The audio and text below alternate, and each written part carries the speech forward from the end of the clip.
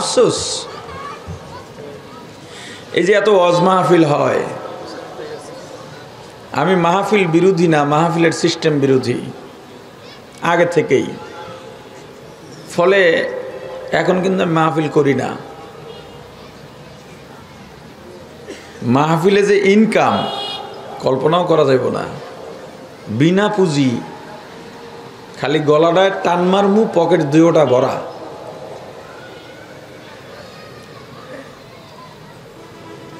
Daily 2টা 3টা 4টা মাহফিল। আর কারো খবর আমি জানি না। আমি যদি ডেইলি 3টা মাহফিল করি, নিম্নে 1.5 লাখ টাকা আমার পকেটে পড়ে। শুধু রাতে যেটা করি এটার থেকে 70-80 হাজার টাকা আমাকে দিত। এই লোভনীয় একটা দিক আমি ছেড়ে দিয়েছি। এখন আপনারা বলবেন যে এত টাকা নিতেন, আপনার এত লোভ। আপনার এই অভিযোগ মিথ্যা প্রমাণিত হলো আমি মাহফিল ছাড়ার কারণে। লোভী যদি থাকতো, বিনা পুঁজিতে এই ব্যবসা কেউ ছাড়ে না। আপনাদের কি মনে হয় তাহলে আমার চাহিদা নাই? হ্যাঁ, পাগল বানিয়ে ফেলাইতেছে মানুষ মাহফিলের জন্য।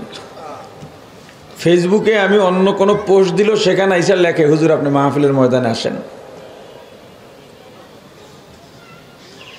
ছাড়ছি যে কম কষ্টে তো ছাড়ি নেই। আমি হিসাব করে দেখছি আমার দ্বারা খেয়ানত হচ্ছে। এই দুনিয়াটা ক্ষণস্থায়ী, পরকালে আমি আল্লাহর কাছে কি জবাব দেব, এর থেকে নিজেকে গুটাইয়ে নিই। এখন মাসে 1-2 লাখ টাকা কামাই করতে আমার কত মানুষের সাথে কথা বলতে হয়, কত মেধা খরচ করতে হয়, কত পরিশ্রম করতে হয়, এটা আপনারা কল্পনাও করতে পারবেন না। আর ওয়াজ করলে কিচ্ছু লাগে না, রাস্তায় দেখতে দেখতে যাবো 2টা ওয়াজ তৈরি হয়ে যায়। রাস্তার বহু ঘটনা দিয়া বক্তারা বহু ওয়াজ করে লায়, অত কষ্ট করা লাগে না। একজন জনপ্রিয় আলোচক, মানুষ জনপ্রিয়তা অর্জনের জন্য কত প্ল্যান করে, পরিচিতির জন্য কত প্ল্যান করে। নতুন বক্তা যারা আসে, নিজেরা ইউটিউবারদেরকে ভাড়া করে 5,000 10,000 টাকা দিয়ে আমার ওয়াজটা রেকর্ড করে আর তোমার চ্যানেলে ছেড়ে দিবা। এই জন্যে কেন? একটু পরিচিতি পাওয়ার জন্যে। আল্লাহ আমাকে সেই পরিচিতি, সেই জনপ্রিয়তা আরও আগেই দিয়েছেন, থাকা অবস্থায় ছেড়ে দিয়েছি খেয়ানত মনে করে। কারণ আমি হিসাব করে দেখেছি এই মাহফিল দিয়া দিনের খেদমত তো কিছু হয়, অস্বীকার করার কিছু নাই। তবে বড় একটা ক্ষতি হয়, যেটা অপূরণীয় ক্ষতি। এবং পুরা মাহফিল সিস্টেমটা একদম ব্যবসায় পরিণত হয়ে গেছে। আমরা যারা ওয়াজ আছি, আমাদেরকে আল্লাহ হেফাজত করুন, আমরা যেন ওয়াজকে কামাইয়ের মাধ্যম না বানাই। আয়োজক কমিটি যারা আছে, এই মাহফিলকে শো অফের জন্য যেন মাহফিল না করে, এটা যেন সিরফ লিল্লাহে তাআলাই হয়ে যায়, লিদ্দিন মাহফিল করেন তারা। এখন কমিটি কইব, ভাই আপনারে আনলাম, কমিটির বেশিরভাগই মানুষ আমার বন্ধু বান্ধব। আজমি ভাইয়ের সাথে আমার পরিচয় এই ঢাকার জীবনে যখন আসছি প্রথম, তখন থেকে। এখন তো দেশে বক্তার অভাব নাই। ওই সময় আজমি সাহেব খুব ডিমান্ডেড বক্তা ছিল।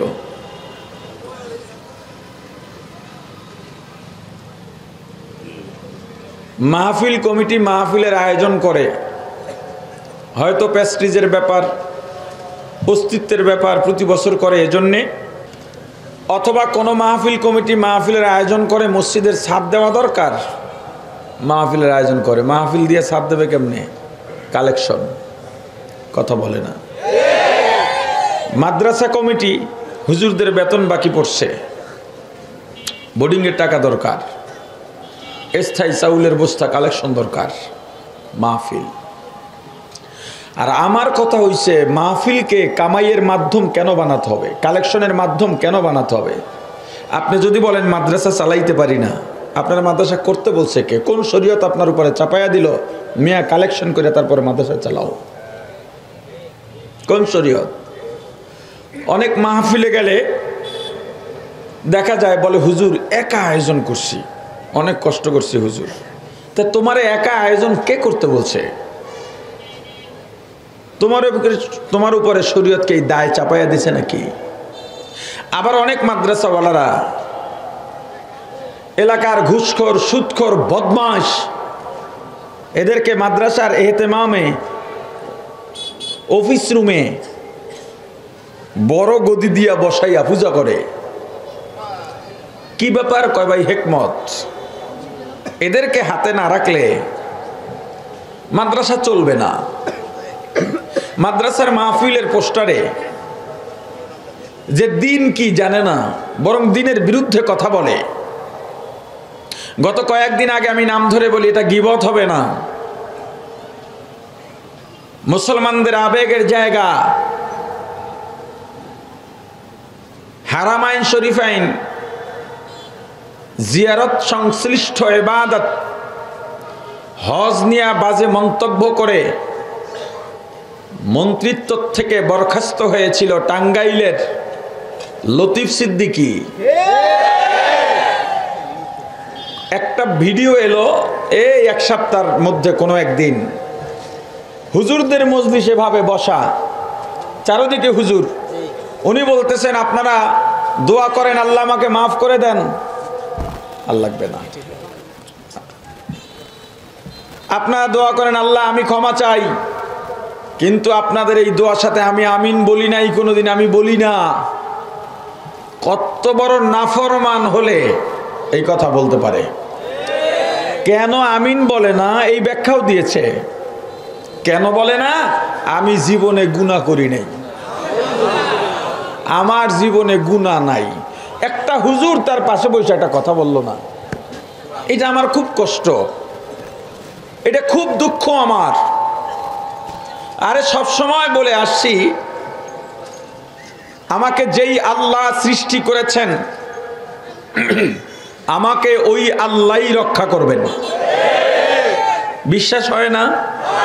জোরে বলেন। এ পর্যন্ত 6 বার অ্যাক্সিডেন্ট করেছি, কয়েকবার হামলার শিকার হয়েছি। 6 বারের অ্যাক্সিডেন্টে 6 বারই মারা যাওয়ার কথা, কিন্তু এখনো আপনাদের সামনে বসে আছি। কে বাঁচাইছে? গাড়ির ড্রাইভার? আমি নিজের কৌশলে বাঁচছি? কে বাঁচাইছেন? তাহলে ঈমানটা কেন আসবে না?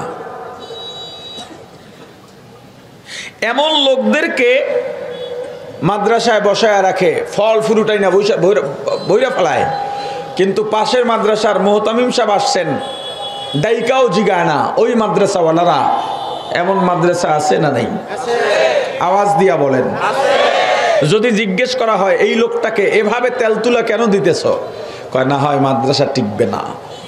এদের পূজা করে তোমাকে মাদ্রাসা টিকাবার দায়িত্ব কোন শরীয়ত দিয়েছে? মাদ্রাসা চলবে দ্বীনের ফুল স্পিরিট নিয়ে। যদি জালিম বা বাতিল মাদ্রাসা বন্ধ করে দেয়, যাক বন্ধ হয়ে আমার কাজ চেষ্টা করা, আমি আবার মাদ্রাসা উঠাবার চেষ্টা করব, আবার বাতিলরা বন্ধ করে দেবে, আবার চেষ্টা করব, আবার বন্ধ করে দেবে, আবার চেষ্টা করব। এক সময় যখন আমার ইমারত দাঁড়িয়ে যাবে, আমার বিল্ডিং দাঁড়িয়ে যাবে, পৃথিবীর সমস্ত বাতিল মিলেও আমার মাদ্রাসার একটা পিলার পর্যন্ত স্থানান্তরিত করতে পারবে না।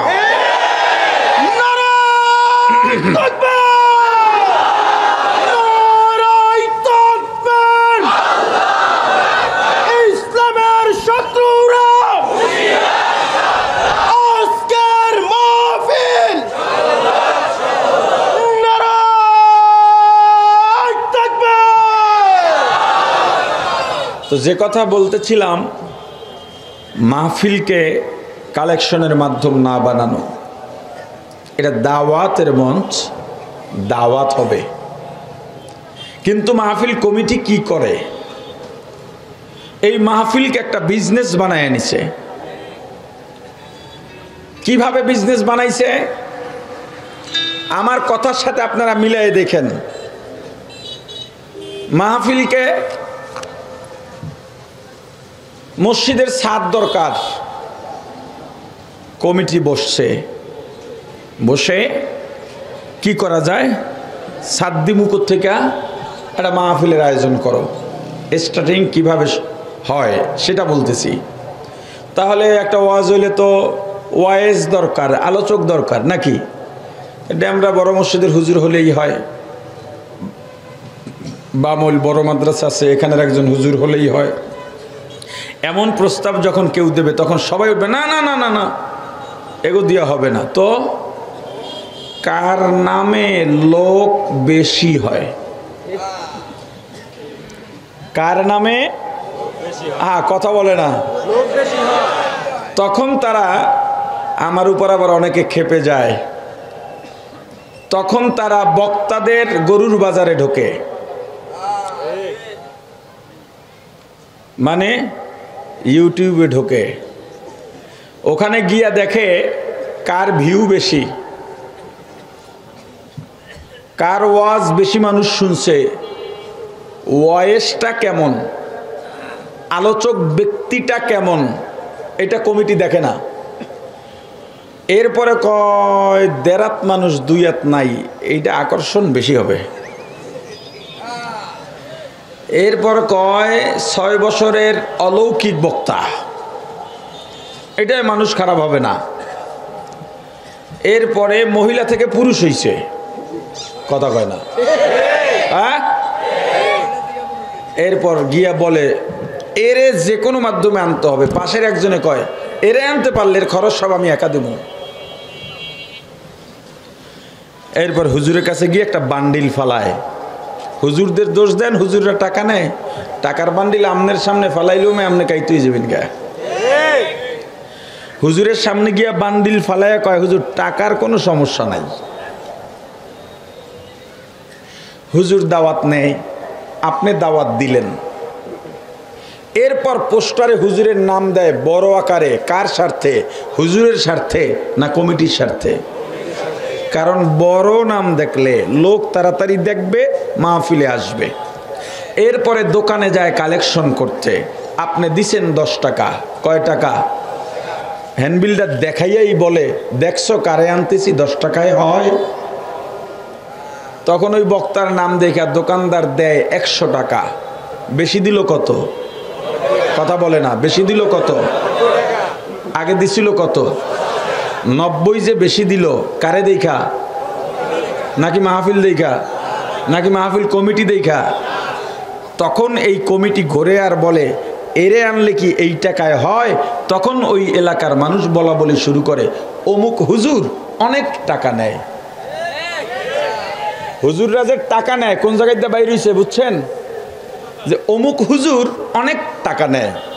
হুজুরদের টাকার বদনামের পিছনের অবদানও মাহফিল কমিটির। এরপরে এই আলোচক যদি মাহফিলের আগের দিন বলে আমি আসতে পারবো না, আমি অসুস্থ। মানুষ অসুস্থ থাকতে পারে কি পারে না? একটু সাউন্ডের জন্য টাইনা, আমার গলা ভাঙ্গা, সাউন্ডের জন্য একটু টাইনা নাই, ওই ব্যবস্থাটা করেন, আর কিছু লাগবে না। যদি বলে আসতে পারবো না, আমি অসুস্থ, বা আমার সন্তান অসুস্থ, বিবি অসুস্থ, মা অসুস্থ, কমিটি কোনোভাবেই মানবে না। তখন তারা বলে হুজুর আপনি যদি না আসেন আসমান ভেঙে পড়বে এখনই। জমিন কাঁপাকাঁপি শুরু হয়েছে, মক্কার জায়গায় মক্কা থাকবে না, মদিনাও শেষ। একটু মোবালাগা দিয়া বললাম আর কি। তারা মূলত বলে কি, তারা বলে হুজুর যদি না আসেন এলাকার থেকে পালান লাগবে, হুজুর যদি না আসেন মাদ্রাসায় তালা দেবে, হুজুর মুখ দেখাইতে পারবো না, এলাকা ছেড়ে পালান লাগবে। কেন বলে? কেন? মাহফিলের আয়োজন যদি দ্বীনি আয়োজন হয়ে থাকে, আমি আসতে পারবো না, আমার জায়গায় আর একজন দ্বীনি আলোচনা করে দেবেন, হয়ে গেল। আপনিও যদি দ্বীনি আলোচনা শুনতে আসেন, একজন আসতে পারে নাই, আর একজন আলোচনা করবে, হয়ে গেল। ওই হুজুর কেন লাগবে? কমিটি এত কঠিন কেন করে? ওই যে আপনারে দেখাইয়া 10 টাকার জায়গায় 90 টাকা আনছে, আপনি যদি ওই বক্তাকে না দেখেন কমিটির গলা চিপে ধরবেন, এই বেটা দিছিলাম 10 টাকা, হুজুর দেখাই আনছো 90 টাকা, হুজুর কই? পুঁজি নিয়ে ঝামেলা হয়, কি নিয়া? কথা বলে না। এই গত কয়েকদিন আগে দেখেছি এক বক্তাকে মাহফিল কমিটি মাইরি দিছে। বাংলাদেশে হাসলেন কেন? বলছি হাসলেন কেন? কে হাসছেন? বাংলাদেশে আমার মনে হয় এটাই ফার্স্ট ঘটনা। আমার আর জানা নাই, হয়তো আর থাকতে পারে। একজন আলেম, সে বেদাতি হোক, কওমি হোক, বেরলভী হোক, যা হয় হোক, যাকে নিছেন দিনের কথা বলার জন্যে, আলেমের গায়ে আপনি হাত দিলেন কোন সভ্যতায়, কোন স্বার্থে, কি কারণে? কি কারণে দিলেন? আপনি তো টাকা দিয়ে নিলেন, আপনি তো চুক্তি করলেন, আপনি তো তাকে পাওয়ার জন্যে লবিং করলেন, বারবার ফোন করলেন, আপনি তো তাকে পাওয়ার জন্যে বড় আকারে নাম দিলেন, মারলেন কেন? কথা বলে না। তা আমি যে ঘটনাটা শুনছি মূলত জানি না, অনেকে লেখে, ওখানের একজন স্থানীয় আলেম আমাকে যেটা জানাইছেন, এই বক্তা সাহেব আর একটা মাহফিল নিয়েছিলেন, চড়া মূল্যের মাহফিল, ওই মাহফিলে যাইতে পারেন নাই। এই মাহফিলে যাওয়ার পর ওই কমিটি এখানে আসছে, বর্তমান কমিটিরও কোনো কারণে ক্ষোভ ছিল, দুই কমিটি মিললে এরপরে মাইর দিছে। গেল কমিটির ব্যাপার। বক্তা সাহেব একটা মাহফিলে যাওয়ার জন্যে এইভাবে কেন বলতে হবে স্টেজে ওঠার আগে সব টাকা দিতে হবে, না হয় গাড়ির চাকা ঘুরবে না? আর মিয়া, বাংলাদেশে কুয়াকাটার চাইতে বড় হাদিয়া তো কেউ পায় নাই। আজ পর্যন্ত পারলে একটা রেকর্ড কোথাও দেখাক যে টাকা সব আগে দিবে, না হয় কুয়াকাটার গাড়ি ঘুরবে না, চাক্কা ঘুরবে না। এত কঠোর আপনাদের কেন হতে হবে? কেন আপনি কি কামাইয়ের মাধ্যম বানাচ্ছেন? দিনকে দিনের জায়গায় কেন রাখছেন না? এখন বক্তা সাহেবরা যারা মাহফিলে যায়, এরাও কামাইয়ের মাধ্যম বানায় নিছে মাহফিলকে। প্রমাণ, আমাকে যদি আজমি ভাই কমিটির কোনো একজন ফোন দিয়া বলতো যে মেজবা ভাই মাহফিল আমাদের হচ্ছে না, প্রশাসনিক ঝামেলা অথবা স্থানীয় ঝামেলা বা আবহাওয়া খারাপ কোনো একটা ব্যাপার, একদিন আগে আমাকে ফোন দিয়া বলল, কথার কথা, আমারে আজীবন যদি কেউ কইছে ভাই মাহফিলটা হবে না, আমি খুশি হয়ে যেতাম। তারা স্বেচ্ছায় যেই যাতায়াত খরচ দিয়া যাইতো, আমার সেক্রেটারিকে বলতাম দ্রুত তাদের থেকে নাম্বার নিয়ে টাকাটা পাঠাই দেয়। কিন্তু যাদের মাহফিল কামাইয়ের মাধ্যম, তাদের আচরণটা হয় কেমন? তারা বলে আপনি একটা সপ্তাহ আগে বলবেন না আমাকে। আমি যদি আপনাকে বলতাম যাইতে পারবো না, তখন তো মানতেন না। এটিও অনেকে ফেসবুকেও লেখে, আবার এর কমেন্ট বক্সে গিয়ে তার ভক্তবৃন্দ লেখে, এজন্যই অ্যাডভান্স নেওয়া দরকার। কেন অ্যাডভান্স নিলে কি টাকার ফেরত দেবা না নাকি? অ্যাডভান্স নিলে কি মাহফিল কাটতে পারে না? কাটতেই তো পারে, বাতিল হইতেই তো পারে। অ্যাডভান্সের সঙ্গে এটার যুক্ত কি, সম্পর্ক কি? তো বক্তা সাহেব বলে, কেন বললেন এক সপ্তাহ আগে? আমার দ্বারে কত মানুষ মাহফিল চাইছে, আমি দিতে পারি নাই আপনাদের কারণে। আপনারা ঠিক করেন না, একটা বাটপারি করলেন আমার সাথে। আচ্ছা, বক্তা সাহেব যে বলল এক সপ্তাহ আগে কেন বললেন না, আরো মাহফিল চাইছিল আমার কাছে, তার মনে কোন দুঃখ? ওই এক সপ্তাহ আগের মাহফিলে গেলে 1000 মানুষ, 10,000 মানুষ, 1 লাখ মানুষ দিনের কথা শুনতো। এইটা আমি শুনাইতে পারলাম না আপনারা আগে না জানানোর কারণে। এই যে শুনাইতে পারলাম না দিনের কথা, এই দরদে কমিটিকে এই থ্রেট দিল? কথা কয় না? কেন দিছে? পকেটে মাল পড়তো, এখন পড়বে না। আমি যেই কথাগুলো বলি, আমি কি বোকা? আমি বুঝি না, বুঝতেছি না, এরপরও কেন বলি? ওই যে আগেই বলেছি, আমি মাহফিল ছেড়েছি, আমি মনে করতেছি আমার দ্বারা খেয়ানত হচ্ছে। না হয় মাসে 40-50 লাখ টাকা বিনা পুঁজিতে কামাই করা যার সুযোগ আছে, সে মাহফিল কোন কারণে ছাড়তে পারে? একটা কারণ আমাকে আপনারা খুঁজে আমার অফিসে গিয়ে জানাইয়েছেন যে আপনি এই কারণে মাহফিল ছাড়ছেন। নাকি আমার মাহফিলে লোক হয় না, নাকি আমার নাম কাম নাই, নাকি জনপ্রিয়তা নাই, শুধু একটা কষ্ট থেকে এই মাহফিল ছেড়েছি। ফোন দিয়া বলি, ভাই আমার ছেলেটা অসুস্থ, হাসপাতালে। ছেলের মা বাইরে নামাইয়া ছাইরা দিলে কোন পথ দিয়ে কোন দিকে যায় চেনে না। এরা গায়েরে মাহারাম পুরুষের সাথে কথাও বলে নাই কোনো দিন, এমনকি আমার ভাই চাচা মামাদের সাথেও কথা বলে নাই কোনো দিন। তো এরা কিভাবে কি করবে? আমার থাকা দরকার। মাহফিল কমিটির লোক বলে, আপনি কি ডাক্তার মিয়া ফাইজলামি করেন? এত বড় আয়োজন করছি, তাড়াতাড়ি আইসা পড়েন। এক মাহফিলে আমি অসুস্থ, যাইতে পারবো না। হুজুর মানুষ আমার কয়, হুজুর অ্যাম্বুলেন্সে শুয়ে শুয়ে আসেন, আবার অ্যাম্বুলেন্সে শুয়ে যাবেন।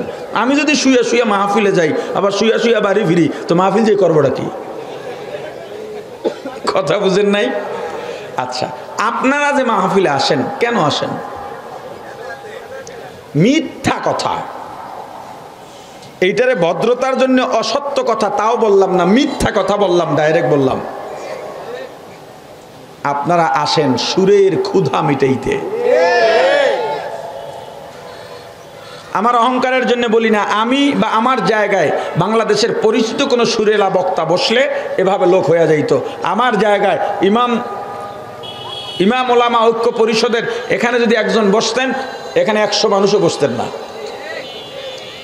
কিসের হেদায়েতের জন্য আসছেন? সুরের ক্ষুধা মিটাইতে আসছেন, কোনো বিকল্প নাই এটার। এই যে সিস্টেম মাহফিল, এত বছর ধরে মাহফিল হচ্ছে, আপনার এলাকার মসজিদে আমাকে বলেন গত বছর থেকে বছর পর্যন্ত ফজরের নামাজের জামাতে কয়জন নতুন মুসল্লি পাইছেন? হ্যাঁ, বাকিরা জবাব দেবে কেমনে? হেরাই তো যায় না। যদিও 2-1 বাড়ে, সেটাই মাহফিলের কারণে নয়, হয়তো তবলিগের সাথী ভাইদের মেহনত, না হয় চরমনার মেহনত, না হয় উজানের মেহনত। এছাড়া মাহফিল দিয়া কিছু উপকার হয়, এটা অস্বীকার করার সুযোগ নাই। কিছু যুবক দাড়ি রেখে দেয়, কিছু মানুষ নামাজি হয়, কিন্তু ক্ষতির আর একটা বড় দিক আছে এই মাহফিল দিয়া। সেটা হলো সাধারণ মানুষ আলেমদের বিরুদ্ধে বলা শুরু করলো কবে থেকে? আমার অবজারভেশন, আমার গবেষণা, আমি দেখেছি মাহফিলে যেদিন থেকে এক আলেম আর এক আলেমের বিরুদ্ধে বলা শুরু করেছে, সেদিন থেকে সাধারণ মানুষ ওপেন আলেমদের বিরুদ্ধে বলা শুরু করেছে। কিভাবে? আমার সাথে এই হুজুরের সাথে রুমে তর্ক হয়েছে, হইতে পারে না? আকিদের নিয়ে হোক, অন্য কিছু নিয়ে হোক, তর্ক হয়েছে, আমার সাথে ঝগড়া হয়েছে রুমের ভিতরে। বাইরের মানুষ জানে? রুমে ধরেন 4-5 জন, এরাই তো জানছে। আমার একটা মাইকে কথা বলার সুযোগ আছে, আমি মাঠে গিয়েই বললাম, আজকে আমার রুমের ভিতরে একজন আসছিল অমুক নাম, মিয়া রুমের ভিতরে কেন? সাহস থাকলে ময়দানে আসো। কথা কয় না, এমনি এমনি এমনি হাত পারে না। সাহস থাকলে ময়দানে আসো। ঘরের কথাটা বাইরে আনলো কে? কথা কয় না। স্পেসটা পাইল কোথায়? মাহফিলে। কোথায়? মাহফিলে। এখন আমি যখন এটা বললাম, ধরেন নাম বললাম আব্দুল্লাহ, এখন আমার ভক্তবৃন্দ নাই, তারা নেটে সার্চ দেয় আব্দুল্লাহ কে, এরপর ছবি পাইছে, পাওয়ার পরে ছবিটার মাঝে দিয়ে একটা লাল ক্রস দেয়, দিয়ে এরপর ফেসবুকে দেয়, বেটা আব্দুল্লাহ, মেজবার সমালোচনা করা সহজ, একজন মেজবা হওয়া কঠিন। এরপর আর এক ভক্ত এসে লাগে, খোঁজ নিয়ে দেখ বেটা, এটার জন্মের ঠিক নাই। আর একজনে লেখে, এগুলো আলেম টালেম না, মিলাদ টিলাদ পইরা চলে। এখন এই আব্দুল্লাহর কি 2-1 জন ভক্তবৃন্দ নাই? কথা কয় না। হেগো তো আর আমার ছবি অত সার্চ দিয়া খুঁজতে বাইর করা লাগে না, লেখলি আইয়া পরে, ঠিক না? এরপর তারাও আমার ছবি বাইর করে কোরস দেয় 5টা, দিয়া কয়, মিয়া আপনার মতো মিসবা গলা বেচ্চা খান, গলা কাটা বক্তা। একজন আব্দুল্লাহর ওজন জানেন? তার সামনে ইবারত পড়তে পারবেন? আপনার ইতিহাসও আমরা জানি, 1 লাইন পড়ার যোগ্যতা নাই, গলা বেচ্চা খায়, আবার আব্দুল্লাহ হুজুরের বিরুদ্ধে বলে। এখন আমার ভক্তরা আব্দুল্লাহ সাহেবের বিরুদ্ধে বলল, আব্দুল্লাহকে তারা চেনে? কেউ যে বলল এর জন্মে সমস্যা আছে, তারা কি আসলে এটা জানে?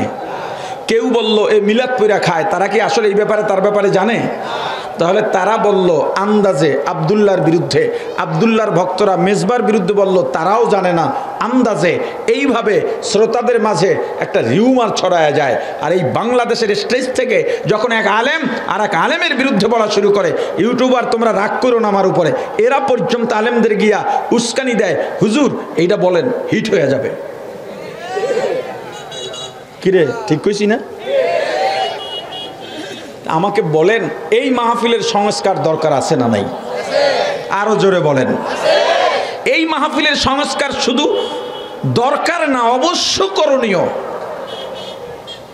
আজকে মাহফিলের ময়দান হতে পারত বিপ্লবের সবচেয়ে বড় ক্ষেত্র। আমি মাঝে মাঝে আফসোস করি, আওয়ামী লীগের যে সমাবেশ হতো, এই সমাবেশে আওয়ামী লীগের লোকেরাই যাইতো, বাইরের কোনো দলের লোকেরা যাইতো না। 2-4 জন দেখার জন্য যাইতো। এরপরও নিজের দলের লোকদেরকে এক জায়গায় জড়ো করার জন্যে বিরিয়ানির প্যাকেট, আসা যাওয়া ভাড়া, দৈনিক লেবারি টাকাও দিয়া দিত। এরপরও মাঠ ভরতে পারতো না।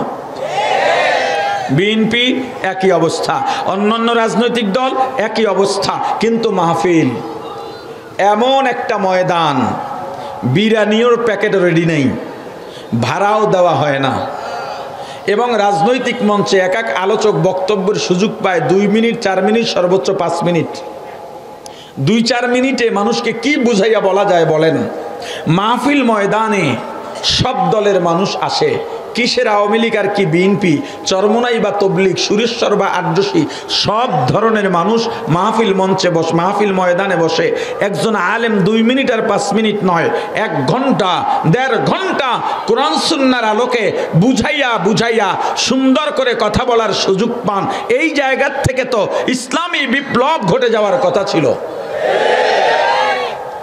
অথচ এত সুন্দর ময়দান, এটা তো বাংলাদেশের জন্য নেয়ামত। মাহফিল বিশ্বের অন্য কোথাও এইভাবে মাহফিল করার সুযোগ নাই, এইভাবে দিনই দাওয়াতের কোনো মাধ্যম নাই। বাংলাদেশে এত সুন্দর মাধ্যম থাকার পরেও মাদ্রাসা মসজিদের ভেতরে নামাজি বাড়ে না কেন? নাস্তিক্য পথ থেকে মুসলমান ফিরে আসে না কেন? এত ওয়াজের পরেও ইমাম সাহেবরে সবাই ভালোবাসে, মেম্বারিতে দাঁড় করাইলে ইমাম সাহেব ভোট পায় সর্বোচ্চ 5টা। তো সংস্কার কেমনে করবেন? সম্মানিত ওয়াইজিনে কেরাম যারা আছেন, আমার ভাই, আমার বন্ধু, বড় ভাই, ছোট ভাই যারাই আছেন, মনের প্রশান্তি কোথায় আসলে? এক লোক 20 বছরের ট্রেনের ভাড়া দিয়া দিয়েছিল বিবারিয়ার, সম্ভবত কয়েকদিন আগে এটা নিউজের শিরোনামে ছিল। সরকারি খরচে চলছে, তার বোধ ফিরে এসেছে যেটা আমার ঠিক হয় নাই, এটা মানুষের হক ছিল। 20 বছরের পুরা ভাড়াটা একসাথে দিয়া দিছে। এই খবর আপনারা জানেন নাই না? আচ্ছা, এই যে বোধ ফিরে আসা, এইটার ভিতরেই শান্তি। মানুষকে অন্যায় করেছে, বাসায় গিয়া ঘুমাইতে পারতেছে না, এপিঠ ওপিঠ করলামটা কি, এটা ঠিক হয় নাই, এটা হলো মানুষ। আর যে অন্যায় করার পরে অন্য জায়গায় গিয়া গর্ব কইরা বলে আজকে অমুক মুরব্বীরে সাজ কইরা দিছি, ওইটা হলো অমানুষ। আপনার ভিতরে বোধ ফিরে আসা, আল্লাহর কসম করে বলি আপনাকে, আমি আমার এত কামাইয়ের পথ বন্ধ হয়ে আমি যে পরিশ্রম করে প্ল্যান করে দিন রাত কষ্ট করে মাসে 1 লাখ বা 2 লাখ টাকা কামাই করতে পারতেছি, এইটার ভিতরে আমার এত শান্তি, এটার ভিতরে এত আনন্দ, আপনাকে কিছু দিয়ে আমি বুঝাইতে পারবো না। আমি যেদিন খবর পেয়েছি আমার খামারে হাঁস উঠাইছি, পরিচর্যার পরে যেদিন প্রথম ডিম পারছে হাঁসে, লেবাররা ফোন দিছে, ম্যানেজার ফোন দিছে, স্যার আজকে একটা ডিম পারছে আমাদের ফার্মে, প্রথম ডিম। একটা ডিমের দাম আর কত? প্রথম ডিমটা সাইজও ছোট হয়, 10, 12, 20 টাকা, সর্বোচ্চ 15, 20 টাকা। কিন্তু ওই যে ডিমের সংবাদে যে আনন্দ পাইছি, আমাকে দুনিয়ার চা দেয় না দিলেও আমি সেই আনন্দ পাবো না। আমাকে আপনি মাহফিল থেকে 10 লাখ টাকা দিলেও সেই আনন্দ পাবো না। ওয়াইজিনে কেরাম, আপনাদের প্রতি আমার নিবেদন, মাহফিলকে কামাইয়ের মাধ্যম বানায়েন না, মাহফিলকে কামাইয়ের মাধ্যম বানায়েন না। আমাকে বলবেন আপনিও তো এক সময় কামাই করছেন, আমি কোনো জবাব দিলাম না, এই জবাব আমার কাছে আছে, আমি কামাই করি না, তবু মাইনে নিলাম আমি কামাই করছি, কিন্তু আমি তওবা করে লাইছি। আমি বাহাজে গেলাম না, আমি মাইনা নিলাম, কিন্তু আমি তওবা করে ফেলাইছি যে না, এটা ঠিক না, এটা আমার দ্বারা খেয়ানত, আমি এটাকে পেশা বানায় নিছি, এটা হইতেই পারে না। আমি সমাজকে সময় দেব, আমি আমার এলাকাকে সময় দেব, স্ত্রী সন্তান আত্মীয় স্বজনের হক আছে, তাদেরকে সময় দেব। মাহফিল করেন স্রেফ দ্বীনের জন্যে, আয়োজক কমিটি আপনারা মাহফিল করেন দ্বীন প্রচারের জন্যে। শ্রোতা ভাইয়েরা, আপনারা সুরকে কেন্দ্র কইরা মাহফিলে যায়েন না। ওলামাই কেরামের প্রতি আহ্বান, আপনারা এলাকার মানুষকে বুঝাইতে সক্ষম হন। এক এলাকায়, এক গ্রামে একটা আয়োজন হবে, সব ঘরে ঘরে গিয়া প্রত্যেকটা পুরুষকে দাওয়াত দিতে হবে এবং তাদেরকে তালিমে আসতে বাধ্য করতে হবে। বাধ্য করা জায়েজ নাই, প্রাথমিক পর্যায়ে শিক্ষার নিয়তে বাধ্য করা জায়েজ আছে। তাদেরকে ডেকে ওই তালিমে বসান, মহিলারা আসবে না, মহিলাদের জন্য স্পেশাল তালিম হবে, পুরুষ সব আসবে। ওই এলাকার হুজুর দিয়া, মুরব্বি দিয়া বয়ান করান, সুর হোক বেসুরা হোক, বয়ান করান, পাবলিককে বুঝাইতে সক্ষম হন।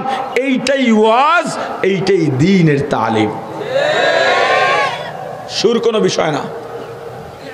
এরপরে যদি কেউ সুর হয় আলহামদুলিল্লাহ, সুর না হইলে কোনো সমস্যা নাই। আমি কথা বুঝাইতে পারিনি, কথা কয় না। হ্যাঁ, কি ঠিক কি ঠিক বুঝাইতে পারছি? জোরে কন আলহামদুলিল্লাহ বলেন, আরো জোরে। আলহামদুলিল্লাহ বললে জান্নাতের দরজা খুলে যায়। আসতে হইলে না, আরো জোরে বলেন মাশাআল্লাহ মাশাআল্লাহ। ওয়াজ মাহফিলে এলাকার ইমাম সাহেবরে বসাইয়া দেয় জহুরের পরে মাইকলার সামনে, আসরের পরে বসাইয়া দেয় আরো দুইজন বুড়া আইয়া বসে, আর কতটি পোলাপান গ্যাঞ্জাম করে সামনে, হেডির সামনে। এলাকার আলেমদেরকে এভাবে আর ছোট করবেন না। আপনার এলাকার আলেম দিয়েই মাহফিলের আয়োজন করেন, কুয়াকাটা দিয়া লাখ টাকা দিয়া ভাড়া করিয়া কোনো হুজুর আনার দরকার নাই। আপনার এলাকার আলেমদেরকে আপনি মূল্যায়ন করেন, আপনার মসজিদের ইমামকে মূল্যায়ন করেন। এই যে মসজিদে আমি আইসা বসছি, মসজিদ কমিটি আগেই ক্ষমা চাই না আপনাদের কাছে। এই যে রুমটা দিলেন হুজুরকে, এখানে মুয়াজ্জিন থাকে না ইমাম থাকে আমি জানি না, আমি তাদেরকে চিনিও না, তারা আমাকে বলেও নাই। আমি এই কথা বলার পর আবার ইমাম মুয়াজ্জিনের উপরে হুলিয়া জারি করেন না, কত পাপ কামাইবেন হুজুরদের বিরুদ্ধে আপনি পদক্ষেপ নিয়া। এই যে রুমটায় বসলাম, এই সভাপতিরে এক সপ্তাহ এই জায়গায় বাইন্ধে রাখেন ভিতরে, উনি এই জায়গায় ঘুমাইবে, এই জায়গায় খাইবে। এই রুমে থাকার কোনো পরিবেশ আছে কিনা উনি আগে নিজে বুঝুক। কি এগুলো? আলেমদের সম্মান এভাবে কেন হবে? এইভাবে কেন অপমানিত করতে হবে? আলেমকে এই সমাজের জন্য বোঝা নাকি?